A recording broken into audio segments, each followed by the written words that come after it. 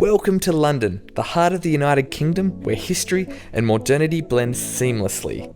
We absolutely love this city, whether it's spending time strolling along cobblestone streets that have witnessed centuries of history, visiting world-class museums, or enjoying some amazing shopping and food at the lively markets. We only spent 4 days here, but could easily have filled 2 weeks.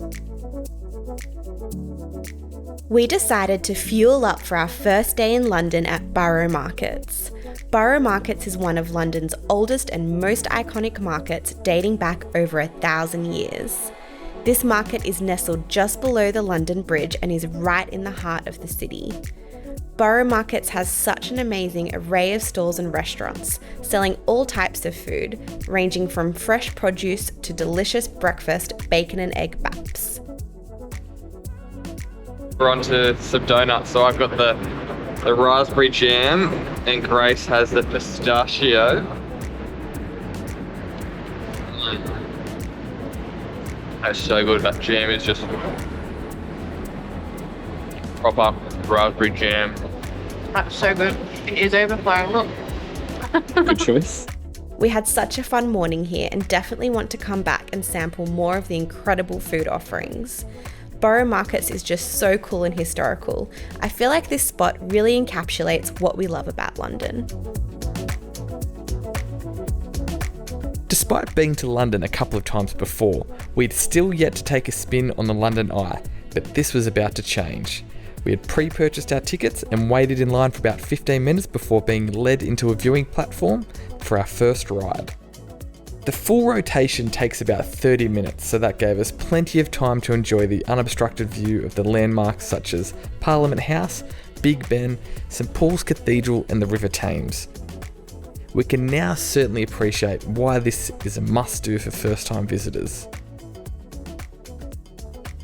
Since we were staying in Kensington and had such perfect weather, we decided to take a stroll through Kensington Gardens and have a quick Pims out front of Kensington Palace.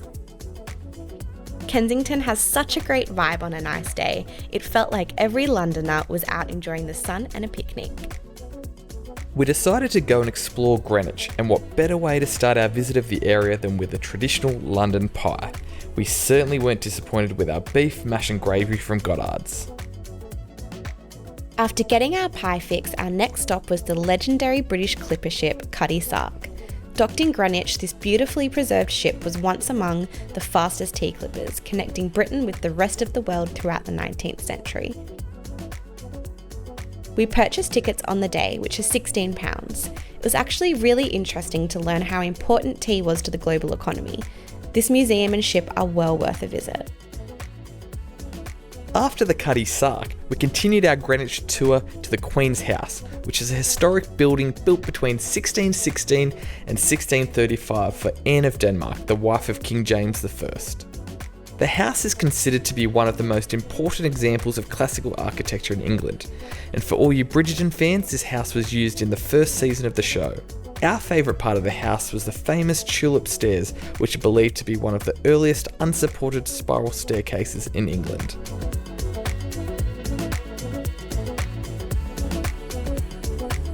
Our final stop in Greenwich was the Royal Observatory, which is home to the Prime Meridian. The Prime Meridian is the line of longitude that marks 0 degrees and serves as the starting point for measuring longitude around the Earth. We had so much fun here. It was super cool to step on the Prime Meridian, standing in both the Eastern and Western hemispheres at the same time. To get back to central London, we decided to take the Greenwich Ferry, also known as the Thames Clippers. While being a convenient way to get closer to our hotel, it was also a great way to see a good portion of the city built along the River Thames, including London Tower, London Bridge, Shakespeare's Globe, and the different financial districts such as the Canary Wharves. This took us about 45 minutes, but was super informative with a funny commentary by the boat's captain along the way. Unfortunately, we've only ever been in London outside of the football season, so we were super excited to attend our first EPL match, which was the first game of the season between West Ham and Manchester City. The sold-out stadium was incredible, and the atmosphere absolutely electric. I was really excited to visit the Tower of London, being a bit of a fan of Tudor history. tours are hilariously run by good-natured yeoman guards who run you through the tower's 1,000-year history in around an hour. The Tower of London witnessed the infamous King Henry VIII's 6 marriages and the execution of 2 of his wives, amongst many other important British historical events. The tower is also the primary location for displaying and safeguarding the crown jewels, which was super impressive and absolutely stunning. Despite me saying that it was far too expensive earlier, it was a good value. We've actually spent about an hour and a half here and bought a few drinks, and we had the most incredible sunset as well. We've had pink sky, blue sky, and now the orange sky. Sunset's behind us now, so it's getting a bit darker, but we've certainly had our 200 Aussie dollars worth, or £100 between Grace and I, but it's been absolutely stunning with the changing colours of the sky, so we got very lucky. But if you are going to come up here and do it at sunset and on a day that's not a cloudy day, and you'll get better value. But it's been absolutely incredible to come and see it change over the last hour and a half to 2 hours. The beauty of London is being able to experience such a dramatic shift from visiting something as modern as the Shard and then another with as much history as St Pauls Cathedral. This Anglican church is one of the most recognisable landmarks in London, and we were immediately struck by its huge size. Internally though, it is equally as impressive, with beautiful white and gold details and a ginormous upper dome. Having already been to the top of the Shard, as well as taken a ride on the London Eye, we chose not to climb to the upper dome where you can get breathtaking views of London from an observation platform. Being 2 fans of Harry Potter, we couldn't come to London and not do the Warner Brothers Harry Potter set tour, which we found out is the #1 attraction worldwide on TripAdvisor year after year, and there's certainly a reason for that. We went through and had, I dare say, a magical time. But it really was awesome. It was great behind the scenes look at how they managed to do all the sets, the costumes, the visual effects, the digital effects. It was amazing. The highlights are probably the bank. What do you think? Gringotts Bank, and Diagon Alley. The model that they have of Hogwarts at the end as well is just the incredible detail that they go into, but it was all really, really special. So if you're a fan of Harry Potter and you're in London, you cannot miss this. It really is a worthwhile tour.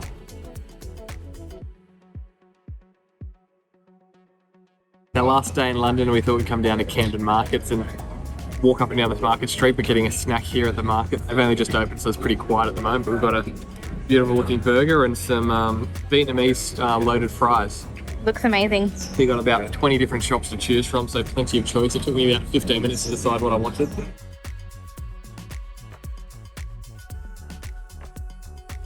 So it's our final day in London, and we thought we'd do something a little bit special, which was definitely Grace's choice, because we're certainly not sitting in the most masculine venues at the moment.